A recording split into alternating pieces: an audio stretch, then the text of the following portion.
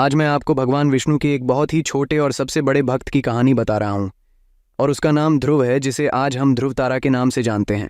मुझे आशा है कि आपको ये वीडियो पसंद आएगा। यदि हाँ तो कृपया वीडियो को लाइक करें, शेयर करें और इस चैनल को सब्सक्राइब करें। पवित्र विष्णु पुराण में ध्रुव का उल्लेख भगवान विष्णु के दृढ़ भक्तों में से एक के रूप में किया गया है, जिन्होंने 5 साल की उम्र में भगवान को प्रसन्न करने के लिए तपस्या की थी। विश्वास पहाड़ों को हिला सकता है और ध्रुव की प्राचीन भक्ति ने भगवान विष्णु को उसके सामने प्रकट होने के लिए मजबूर किया। ऐसा था उस युवा लड़के का दृढ़ संकल्प और समर्पण।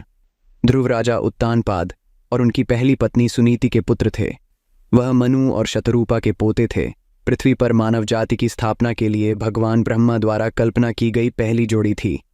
इसलिए ध्रुव पहले शाही परिवार से थे, लेकिन दुख की बात है कि उन्होंने छोटी उम्र में ही जीवन की कड़वाहट का अनुभव किया। उनके पिता ने सुरुचि से शादी की और उनके आने से कहानी बदल गई। सुरुचि से विवाह करने के तुरंत बाद राजा उत्तानपाद ने सुनीति को कम समय देना शुरू कर दिया। धीरे धीरे सुनीति के साथ उनका रिश्ता अपनी चमक खोने लगा और उसे अपनी नई पत्नी से प्रेम हो गया, जो सुनीति की चीज़ों पर अपना अधिकार जताने लगी। ऐसा हुआ कि सुरुचि ने राजा पर जादू कर दिया, जिसने खुद को अपनी पहली रानी और बेटे से दूर करना शुरू कर दिया। यहाँ तक कि जब उसने उसकी गोद में बैठने को लेकर बच्चे के साथ अभद्र व्यवहार किया तो उसने हस्तक्षेप न करने का भी फैसला किया। और जब बच्चे को आश्चर्य हुआ कि वह अपने पिता की गोद में क्यों नहीं बैठ सकता, तो उसने उससे भगवान विष्णु से उसके प्रश्न का उत्तर देने का आग्रह करने को कहा। इसलिए ध्रुव भगवान विष्णु को प्रसन्न करने के लिए घोर तपस्या करने के लिए जंगल में चले गए। छोटे लड़के की ईमानदारी और भक्ति ने ऋषि नारद का ध्यान खींचा, जिन्होंने बच्चे को तपस्या करने से रोकने का प्रयास किया।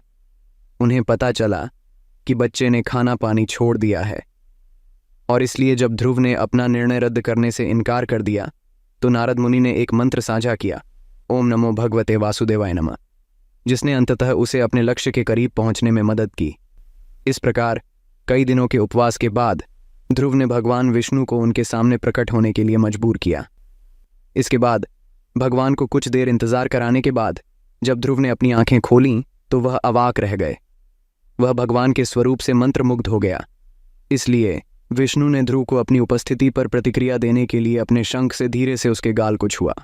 ध्रुव ने एक सहज कविता का पाठ किया, जिसे अब हम ध्रुव स्तुति के रूप में जानते हैं, जिसमें 12 छंद हैं और स्तुति को सर्वोच्च सत्ता के प्रति श्रद्धा का चरम माना जाता है।